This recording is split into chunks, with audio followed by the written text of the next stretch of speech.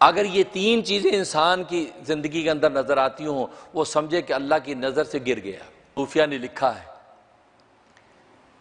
کہ انسان کی تقصیر کی تین علامتیں ہیں۔ انسان یہ سوچے کہ یار میری زندگی میں تقصیرات ہیں، میں اللہ تبارک و تعالی کی نظر میں کہیں گر تو نہیں گیا ہوں۔ آج ہر آدمی کو یہ شوق ہوتا ہے مجھے پتہ چلے اللہ کی نظر میں میری کوئی قیمت ہے یا نہیں، یا میں اللہ کی نظر میں میرا کوئی مقام ہے یا نہیں، یا کہیں میں اللہ کی نظر میں گرا ہوا تو نہیں ہوں۔ تو اولیاء کاملین نے تین علامتیں لکھی ہیں، فرمایا تین علامتیں ہیں، اگر یہ تین علامتیں تمہارے اندر نظر آتی ہوں، تین علامتیں اگر تمہارے اندر نظر آتی ہوں تو تم سمجھ جاؤ کہ اللہ تبارک و تعالی کی نظر سے تم گرے ہوئے ہو۔ بھلے تم اچھا کھاتے ہو، بھلے تم اچھا پیتے ہو، بھلے تم اچھا پہنتے ہو، بھلے تم اچھی زندگی گزار رہے ہو، بھلے تم اچھے مکان بناتے ہو، بظاہر تمہارا کچھ بھی سٹیٹس ہوتا رہے، لیکن اللہ تبارک و تعالی کی نظر میں تم گرے ہوئے ہو۔ پہلی علامت یہ کہ انسان اپنے نفس کی لذت کو اپنے اوپر غالب کر لے، اپنے نفس کی لذت کو غالب کر لے، اپنے نفس کا بندہ بن جائے، لہذا نفس کی جتنی خواہشات ہیں وہ پوری کرنے میں لگا ہوا ہے۔ اس کو اس سے مطلب ہی نہیں کہ یہ جائز ہے ناجائز ہے، یہ حرام ہے یہ حلال ہے، میرا اللہ اس سے خوش ہے نہ خوش ہے، نبی کا امر ہے یا نہیں، بس وہ اپنے نفس دل کیا، جو کھانے کو دل چاہے کھا ڈالا، جو پینے کو دل چاہے پی ڈالا، جو پہننے کو دل چاہے پہنے، جہاں گھومنے کو دل چاہے گھوم گیا، جس سے گپ شپ لگائے۔ تو گویا کہ زندگی بالکل ایسی جانوروں سے بھی بدتر، ورنہ جانوروں کا بھی ایک کرائیٹیریا ہوتا ہے کہ جانور کہاں جاتے ہیں کہاں نہیں جاتے ہیں، کس سے ملتے کس سے نہیں ملتے، لیکن یہ آدمی ایسا نفس کا بندہ بن گیا ہے، اتنے اپنے آپ کو نفس کے غلبے میں ایسا کر دیا ہے کہ ہر وقت یہ اسی دوڑ بن میں رہتا ہے۔ جی کیا چاہتا ہے، یہ میرا جی چاہتا ہے میں یہ کھا لو، میرا جی چاہتا ہے یار میں پی لو، میرا جی چاہتا ہے یار سویا رہوں، نماز مؤذن اذان دیتا تو دیتا رہے، حی علی الصلاۃ آؤ نماز کی طرف، حی علی الفلاح آؤ کامیابی کی طرف، اور جتنا کامیابی کی طرف بلاتا رہے تو بلاتا رہے۔ مجھے تو یہ سونے میں کامیابی نظر آتی ہے، مجھے تو لیٹے میں کامیابی نظر آتی ہے، مجھے تو یہ ڈرامہ فلم دیکھنے میں کامیابی نظر آتی ہے، مجھے یہ ویڈیو دیکھنے میں کامیابی نظر آتی ہے۔ وہ مؤذن حی علی الفلاح کہتا تو کہتا رہے، مجھے تو اپنا من پورا کرنا ہے۔ یہ جب انسان کی زندگی کی کیفیت ہو جائے تو سمجھے کہ اللہ تبارک و تعالی کی نظر سے گر گیا ہے۔ تو پہلی علامت یہ، اور دوسری علامت یہ کہ تقدیر کے نوشتے کے اندر جو کچھ اللہ تبارک و تعالی نے مقدر کر دیا ہے اس میں وہ اللہ تبارک و تعالی سے جھگڑا کرے، اللہ سے جھگڑا کرے، کیونکہ دیکھیں انسان کی ایک کوشش ہوتی ہے، ایک اللہ کا منشا ہے، اللہ اپنا منشے کے مطابق ایک فیصلہ کر دیتا ہے،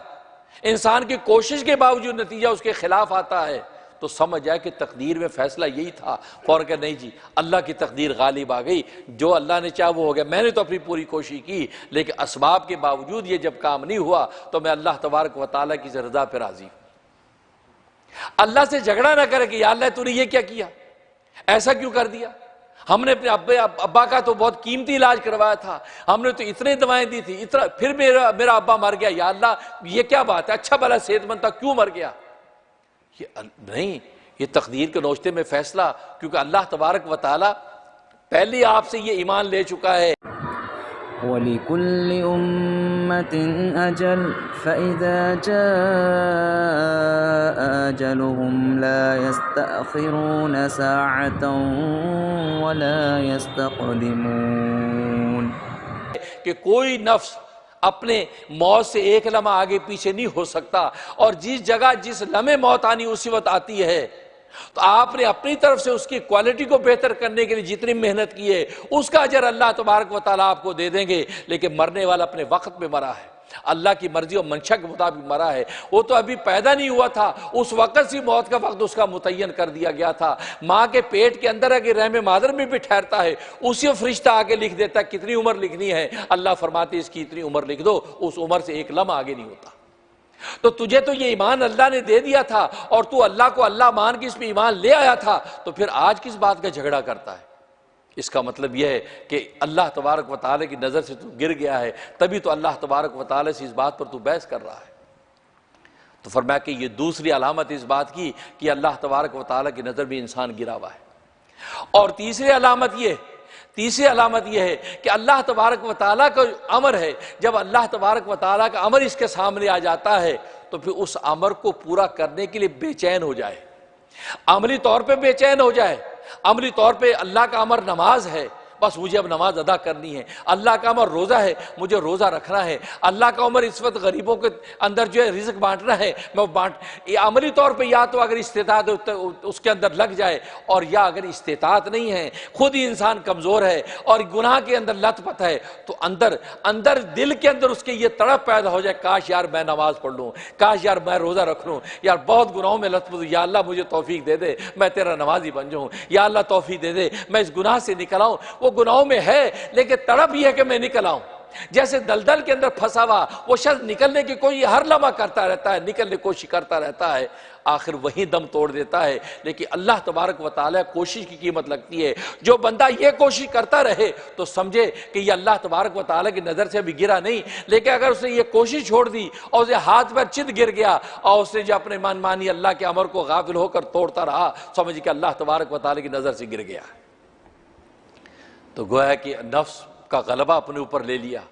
اسی تقدیر کے نوشتے پر اعتراض کیا، اور تیسرا کہ جو اس نے گویا کہ اللہ کے امر سے غفلت برت لی، تو یہ تین کیفیتیں اگر اس کے اندر پیدا ہو گئیں تو سمجھ جاؤ کہ یہ اللہ تبارک و تعالیٰ کی نظر سے گر گیا ہے۔ اور اگر یہ کیفیت نہیں ہے، اس کے اپوزٹ انسان کچھ نہ کوئی کوشش کرتا ہے یا اللہ کے سامنے نادم رہتا ہے، اس کا مطلب ہے کہ اللہ تبارک و تعالیٰ کی ہاں ابھی گرا نہیں ہے، اگر اور محنت کرتا چلا جائے گا تو اللہ تبارک و تعالیٰ اپنا قرب خاص عطا فرما دے گا۔ اللہ سے دعا ہے کہ اللہ تبارک و تعالیٰ ہمیں اسی انداز سے امور آخرت کی محنت کرنے کی توفیق عطا فرمائے، اور دنیا میں رہتے ہوئے دنیا کے خالق و مالک کے ساتھ جو ہے ہمارا سچا تعلق قائم ہو جائے۔ آمین یا رب العالمین۔